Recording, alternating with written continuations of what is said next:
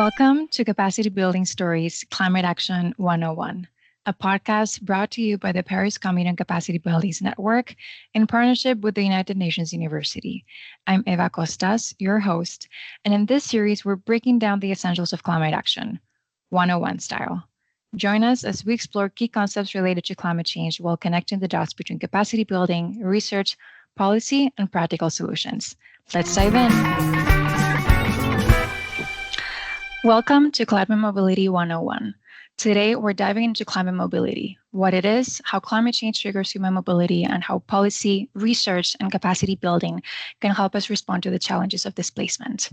To guide us through this important conversation, we have two distinguished guests, Robert Oakes and Kees van der Gies. So if you could please introduce yourselves to your listeners. My name is Robert Oakes. It's very good to be here. So I'm a senior researcher at United Nations University, Institute for Environment and Human Security. Hello, I'm Kees van der Geest. I'm head of a research group at UNU EHS, United Nations University, and our research group studies the linkages between climate change and human mobility. Thank you both so much for joining us and welcome to the episode. Now, to kick things off with a fundamental basic question, how does climate change cause mobility? Thank you, Eva. I think it's really important for the listeners to understand that it's not that people move because the climate changes directly. So when it becomes a little bit hotter or a little bit cooler or more rainfall, less rainfall, people do not directly move for that reason, but it's because of the impacts of these climatic changes on their lives, on their livelihoods, on their security. So usually the impact of climate change on migration and other forms of human mobility is indirect. So a very important factor, let's say in the middle there, is like livelihoods and food security. One other thing to have in mind is that people can move in a more kind of proactive way and what we call a reactive way. So reactive would be when your life has been impacted by climate change and you're kind of forced to move, then it's more reactive. But you can also decide to move because of kind of future risks of climate change. So that's a more proactive form of mobility. And now I also understand that within mobility, there's different forms. Could you tell us about the main forms of mobility that we see in relation to climate change? Yes, so till a few years ago, most of the research in this area talked about climate change and migration. But increasingly, research has shown that climate change can trigger like different forms of human mobility. And we distinguish four types. That's migration, which is more proactive. Usually people have a choice where to go, when to go, with whom to go. But then the second type is displacement. So displacement is more forced. It's more, people have less of a chance to weigh their options. They're like, for example, when there's a flood and you have to run or otherwise drown, that's kind of a classroom example of displacement. So between migration and displacement, there's kind of a continuum. So often it's also a little bit kind of in the middle. So sometimes you can say this is really clearly a displacement, but most of the time, even when people migrate in a kind of more proactive way, there's always some degree of force also because they see a threat to their livelihoods. So migration and displacement are the first two. Then we have planned relocation. So planned relocation differs from the other two types of mobility in the sense that it's usually not individuals moving or households moving alone. It's usually whole communities that move together. And another thing that separates planned relocation from the other forms of mobility is that usually this happens with support from governments or organizations, but often also is initiated by governments or organizations. So, for example, governments see that people are living or a village is situated in a very risk-prone area, for example, on a coast that's vulnerable to sea level rise, and they decide that these people have to move because of the dangers of having them stay there. So then The fourth type of mobility that we distinguish is actually immobility. So situations when people are not able to move or are not willing to move. So there we have what we call involuntary immobility. So that's situations where people are, we also call it sometimes trapped populations. So people would want to move, but they cannot move because they lack the possibility, the capability, the resources to move, or they simply have nowhere to go to. So that is called involuntary immobility. Another situation is when people are voluntarily immobile. So people are living in risk-prone environments, and also, for example, their government says like you should be moving, but they don't want to move because they feel attached to the place where they were born, and they have all their family there. They have their ancestors buried there. So those people would be voluntarily immobile. They want to stay. So these are the four types of human mobility: migration, displacement, planned relocation, and immobility. Thank you so much for that insight. And you were talking just now about risk-prone environments, and given as well that climate change affects different regions differently. Therefore, I understand that some places might be more prone to climate mobility. So can you tell us where most climate mobility occurs? Yes, so maybe in the first place, it's important to highlight that mobility in the context of climate change can happen everywhere in the world. And that, with that, I mean, it's not just a phenomenon of the global south or poor countries. Mobility in the context of climate change also occurs in the US, in Europe, and Australia. But a lot of the research is also on the global south. I think there are typical places where climate mobility is more common. That is, like geographically, it's in coastal areas with the threat of sea level rise. It's like in dryland areas where there's a risk of droughts destroying people's livelihoods. The capacity of climate change to cause or change migration patterns is highest in places that are exposed to the impacts of climate change, where people live whose livelihoods are sensitive to climate change, and also in areas where the capacity to adapt to those changes in other ways than migration is low. So in an area, so just one example there, when you think of a rain-fed farmer in sub-Saharan Africa, just to say, so this person doesn't have irrigation on his farm, but for his livelihood, he depends on agriculture. So he depends on the rain that falls for his crops to grow. So for such a person, when there is a drought, the impact on this person's livelihood, also with lack of having, for example, a drought insurance, this person, when a drought comes, is directly affected in their kind of livelihood, but also food security.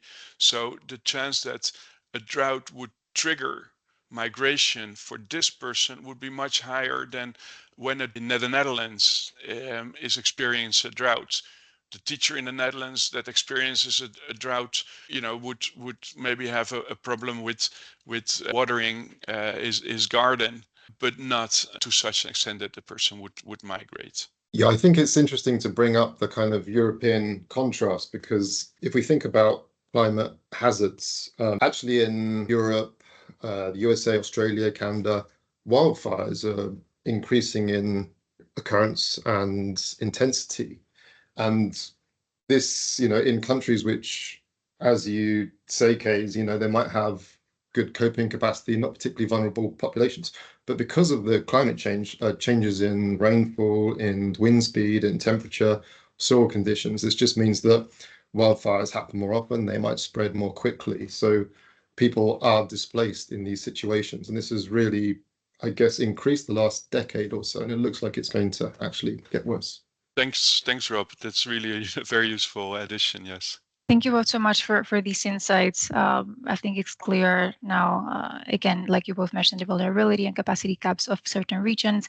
But at one point, Keith, you were talking about this, given this drought example, and I understand as well that different climate events will also trigger mobility and displacement differently. So looking at both slow onset events like sea level rise or desertification versus quick onset events like hurricanes or floods, how would you say these two different types of events trigger mobility? Yes, thanks, Eva. That's a very good question because actually slow onset processes and sudden onset events do impact mobility in quite different ways. And as you remember, in an earlier question, I explained like the difference between migration and displacement. And generally, we can say that sudden onset events, like you said, floods or storms or hurricanes, are more likely to trigger displacement. And often such displacements are temporary, but not always. So when there's a flood, people have to be evacuated or lead themselves. But usually after some time, they can return to their houses because the situation gets back to normal. I can say that like generally sudden onset events tend to cause more like displacements, which are like more short term usually or temporary. And then the slow onset processes, like you said, sea level rise, desertification, as it's a slow process, people have more time to respond. So they can be more kind of proactive in their decision to either adapt locally. So if you see the area where you live is getting drier, you can decide to invest in irrigation or cultivate drought resistant crops. But then you can also consider that maybe migration to either a city or another rural area that has better agricultural, like climatic conditions for agriculture. So the slow onset processes tend to lead to more kind of proactive types of migration. So maybe it's important to add that planned relocation is an interesting one here because often planned relocation should take place in such a more proactive way too. So knowing that the sea levels will rise, governments can start, supporting communities that are living in those vulnerable places to move gradually out of the storm. And it's really interesting. Maybe this is a bit technical, but we distinguish the slow onset and sudden onset processes, but it's often actually the combination that's most problematic. So when sea levels rise, the impact of a storm or a hurricane becomes much bigger. So that combined effect often leads to displacement. I think, Rob, you would also like to add something here, right?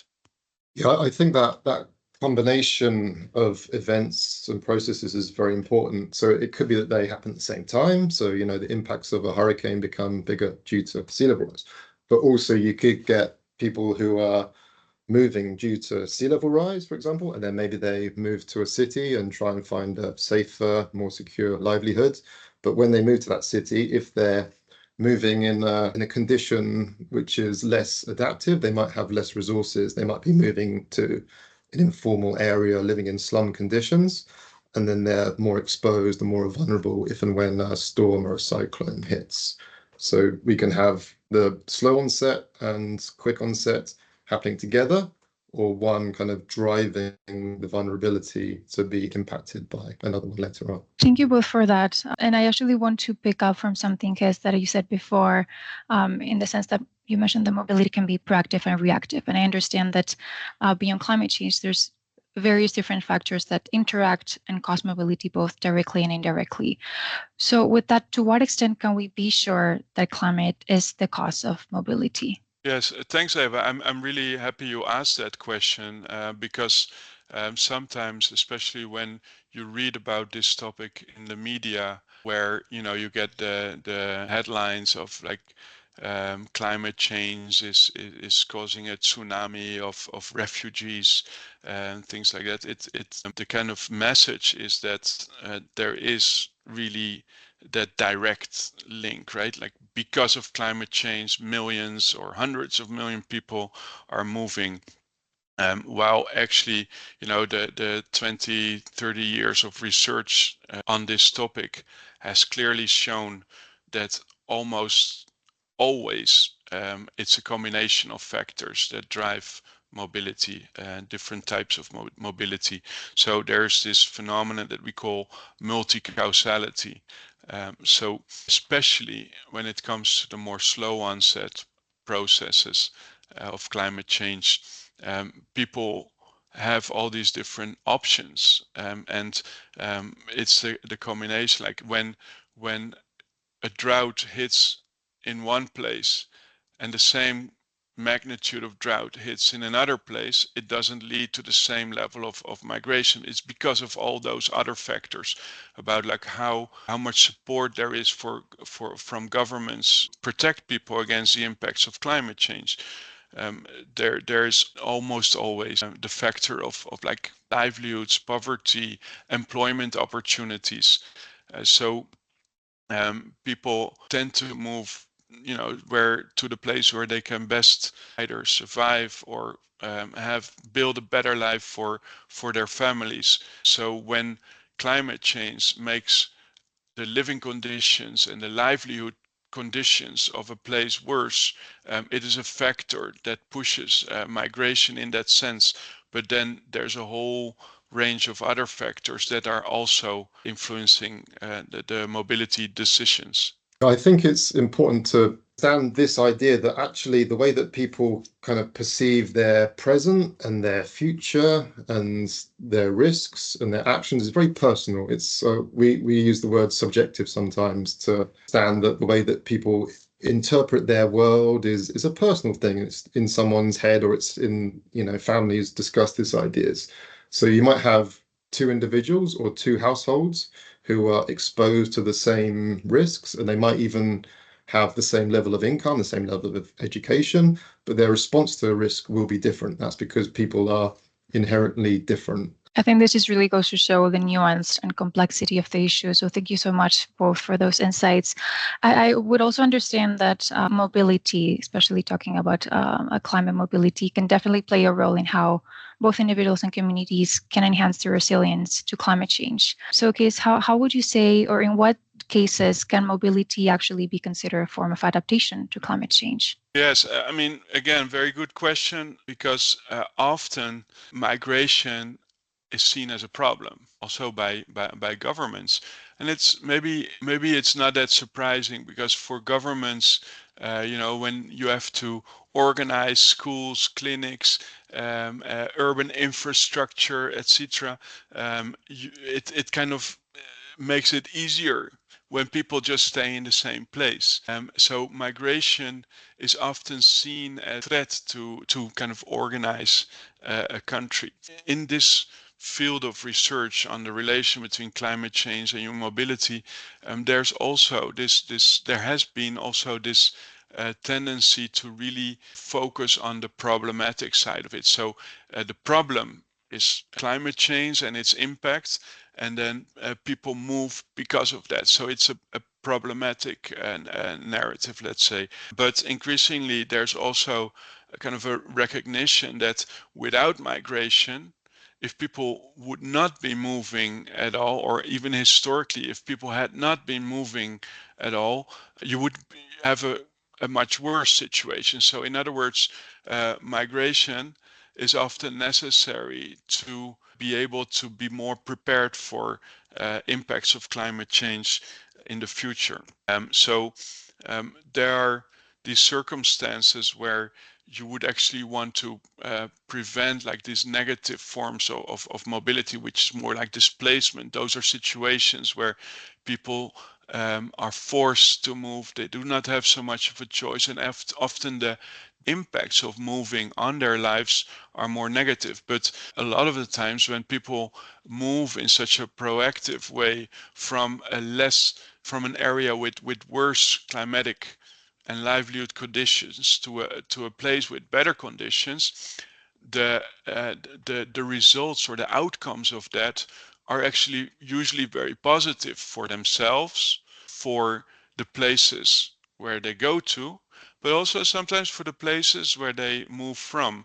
And the example is like if you are living in an area where you can't even get enough from the land to feed your household, and if you then move to an area where you can be more like kind of productive, often these migrants would then start helping their communities back home to also have a better ability to adapt to changes in the climate there. Yeah, and this help could be the flow of remittances. So if we just think about Western Union without trying to promote a company, people can send money back to their hometowns, their home villages, and this money can be used to improve housing, to pay for education. But remittances could be financial, but they could be flows of technology, flows of knowledge, social and cultural flows as well, which can enrich and connect societies. So yeah, there's definitely positive aspects to this, and it can be a form of adaptation to climate change. But I understand as well that it's important to consider the other side of the issue. So I'm wondering, because when might mobility represent a form of loss and damage, especially for those that are forced to leave their homes? When does mobility represent a form of loss and damage? I mean, I go back to the earlier distinction we made between migration and displacement. I think a very kind of general lesson is that the more people have like control and autonomy and agency, sometimes we use that word agency, over their decision to move, the more positive the outcomes tend to be, and the more the kind of decision to move is either made by others or forced by the climate. And when people do not feel that kind of autonomy over their ability to choose where to live and when to live where, the impacts of such mobility tends to be more negative and could be considered a form of loss and damage. Now, I want to talk a little bit about terminology, because especially in the climate mobility space, there's a term that tends to come up quite a bit. That's the term of climate refugees. And I know there's some lack of consensus on the definition. So I'd like to ask you, Robert, do climate refugees exist? Thank you, Eva. In short, no, climate refugees do not exist. Of course, as we've been discussing, people are impacted by climate change and people migrate and are displaced, but climate refugees is not a legal term, and it doesn't make sense to really use that term. So to be a refugee, according to the UN Convention on Refugees, there are two things which need to take place. Number one, a person has to cross a border. And number two, the reason for crossing the border has to be a form of persecution. Now, we know actually most migration, displacement, mobility is internally within a country. But when a border is crossed, we can't really say that we can't blame the climate, because the climate is not a person who can be blamed and taken to court. So essentially, no, that category doesn't exist. And in some ways, that's a bit of a shame, because if this were to exist, we could say that there would be stronger legal protections for people who were forced to cross a border due to climate change. However, in reality, we're not going to get countries to sign up to this agreement, because it opens a can of worms, which would be just too difficult to have agreements for people to be taking in people crossing borders. What is, I think, worth mentioning is that there was a ruling a few years ago by the United Nations Human Rights Council, and this was about a man who had left Kiribati and gone to New Zealand, and in the end, his appeal for asylum was rejected. But the Human Rights Council ruled that in future, it's not legal to deport people back to their countries if their lives will be at risk due to climate change. Now, we don't know exactly how this is going to pan out, but this is perhaps a hook through which legal avenues will improve for those who are affected.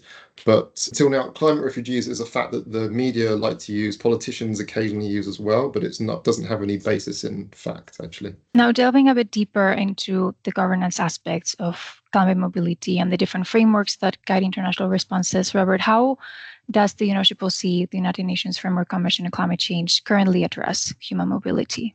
Well, going back to what Kays was saying earlier, under the UNFCCC, human mobility exists both in adaptation work streams and in loss and damage. And I think this reflects the kind of complexities within human mobility. I think what's important now is the way that the wording that's being used throughout since the Paris Agreement, which is about averting, minimizing, and addressing displacement. Normally the word displacement is used, but I think it actually applies to all of human mobility.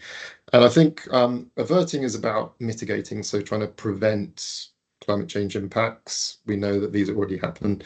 Minimizing is about bringing policies where we can maybe promote adaptive forms of mobility, as Kays was mentioning, so making migration more possible, facilitating migration or adaptive forms of mobility, and reducing displacement. Also, addressing, under this, we also have the idea of addressing loss and damage. And what's really interesting for researchers, for people working in policy and practice, and of course affected people, is the Loss and Damage Fund, which potentially frees up a lot of money, which could be used to, well, it's difficult to know if this will actually end up with compensation for people who are affected, but that's definitely an avenue that people will be exploring. It might be in 5 or 10 or 20 years that there is a mechanism whereby money is diverted into people who have suffered these impacts. But yeah, I think it's the UNFCCC has this kind of split personality whereby on one hand mobility is a form of adaptation, and on the other hand it's a form of loss and damage, and that seems appropriate given the complexity, I would say. And now, looking beyond the UNFCCC, which other policies would you say are relevant to the issue of climate mobility? Well, within the UN more generally, the Global Compact on Migration is something which the vast majority of countries have signed up for, and this is about providing safe, orderly, and regular migration pathways. So I think in most ways this is a positive thing because it's a shared understanding of how migration can and should be in the future. But there are also question marks about whether this imposes restrictions on the rights of migrants to move in a way that would increase their security or fulfill their aspirations, etc. What's also interesting is at the national level, national adaptation plans are increasingly adopting language related to migration and connecting it to climate change and their overall development plans. And we ran an analysis of this a couple of years ago that showed that lots of countries are including migration, mobility, displacement, primary relocation, but they're not necessarily including them in the same way. Sometimes they seem a little bit fearful of mobility. Sometimes they want to promote it. So there's a real range of understandings of what it means to a particular country. And yeah, sometimes that is kind of indicative of their development status or their income level, or sometimes it just seems to be perhaps, just a different understanding of whether to move is a normal right or if it's something strange which should be avoided. If we step out of kind of official national and global processes, we have also the Platform on Disaster Displacement, which is a state-led initiative where countries come up and share best practices and guidelines about what can happen, how best to protect people who are displaced across borders in the context of climate change. And this is quite a positive way forward because countries aren't obliged to sign up, and it's a real bottom-up approach with lots of consultation. So this can provide lots of suggestions, frameworks, best practices, which can be shared within regions and globally. So now that we have an overview of the different policy frameworks and processes in place, I want to take it into the future because I understand that climate migration, especially looking ahead, is only expected to surge in the coming decades as, of course, the impacts of climate change intensify. So, Robert, do we know how many climate migrants there will be in 10 or even 50 years? We don't know how many there'll be in 1 year, actually. So it's useful and important to model what's going to happen in the future. However, there's so many variables and assumptions about the climate system, about how clouds interact within the climate system, for example, and how this translates into risk. So we've discussed that risk is a combination of the hazard, the climate hazard, but also the exposed population, even the size and distribution of the population, and the vulnerability of that population. So how they're comprised, the kind of social demographic characteristics, the economic status of those people, but also, as I mentioned earlier, the way that those people will interpret risk. So would have to be making assumptions that this climate pathway is going to happen, and these people will experience this risk, and they will move. And there's just quite a few jumps. Sometimes the media isn't very good at understanding the nuance there. And I think it's researchers' job to kind of better frame this model. Here's a number, but this number means that this is perhaps it's an average number which could happen, or this is a maximum number which could happen under these scenarios. But it's rather nuanced, and sometimes that gets lost in translation through the media. So clearly these projections and gaps still exist in our understanding and response to climate mobility. So I was wondering, Robert, what would you say are the big remaining research challenges in human mobility that we need to address going forward? I think there's still lots of challenges within human mobility. So as Kay's discussed earlier, this kind of balance between adaptation and loss and damage is very important. And I think a sort of central question is, under which conditions can human mobility lead to adaptive outcomes, or when do they lead to loss and damage? So within those, the kind of, to break it down very simply, we need to know a little bit more about triggers and the way that environmental, climate variables interact with society, economy, politics, culture, all of these, but also the outcomes. So as we mentioned earlier, there's outcomes for people in terms of their health, mental health, education, livelihoods, lives lost even, and this whole area of adaptation versus loss and damage. And then another question is, so how do we address it? So what can policy do to this? What can policy do in terms of actually reducing the needs to move, or reducing the aspiration to move, or encouraging more adaptive forms of mobility, encouraging migration, meaning that it's less necessary or less displacements actually occur? And I think that in terms of research, we can kind of think about improving our knowledge in terms of integrating the way that research is done, so we can bring together social scientists with natural scientists and modelers, get them working together, trying to speak the same language, if that's possible, to get a sort of a really holistic idea of what's driving mobility, what the outcomes will be.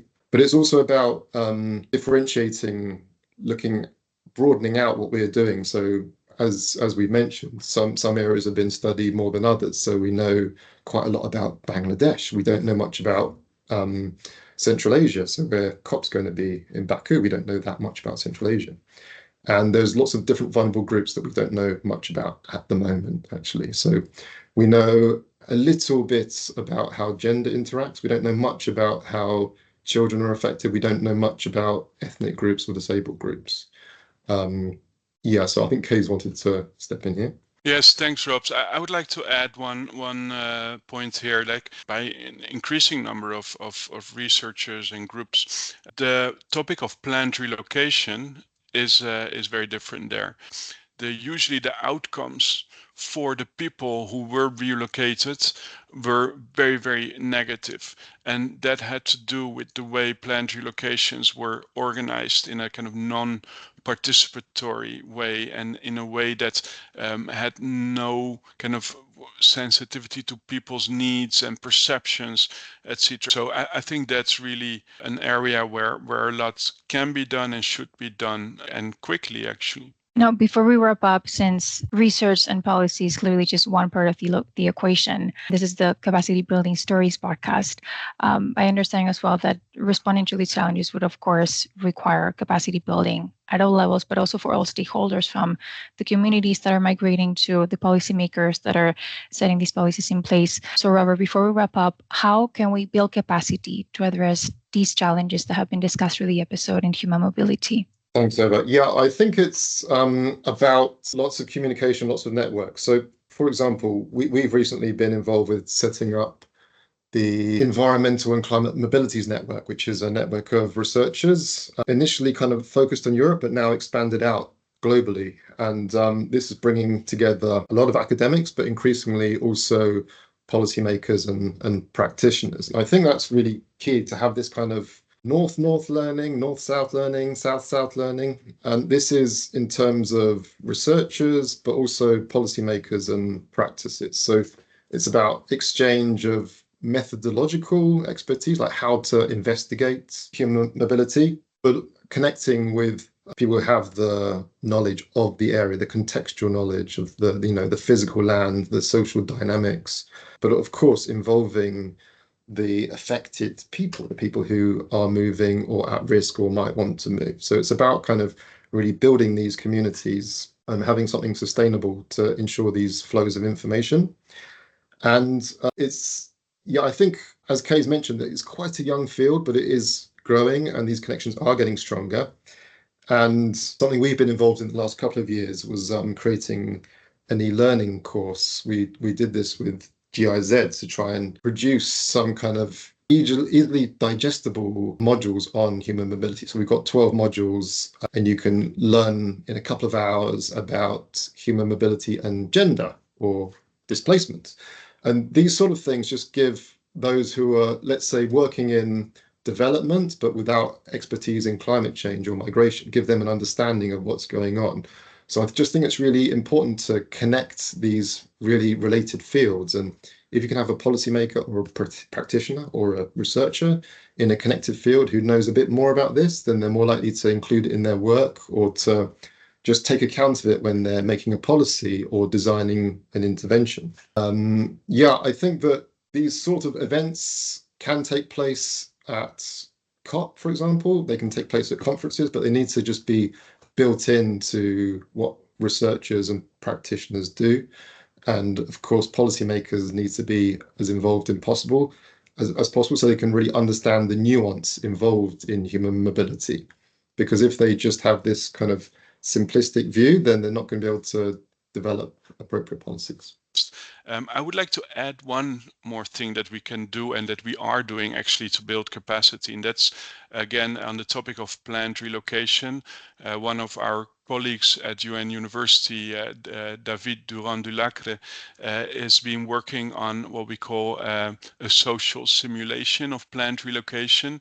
So it's kind of a serious game on planned relocation where he works with policymakers in countries where planned relocation are taking place already or may take place in the nearby future. And through these social simulations, they bring these policymakers in a kind of setting where you have to kind of make choices on how to allocate the resources that you have for planned relocation, how to do that in a way that creates the best well-being outcomes, but also kind of resilience outcomes for the people that are relocated, but also for the country as a whole. So it's really, I wanted to give this example to show that we are doing research. We publish our results in journal articles, for example, but we also try to apply this knowledge in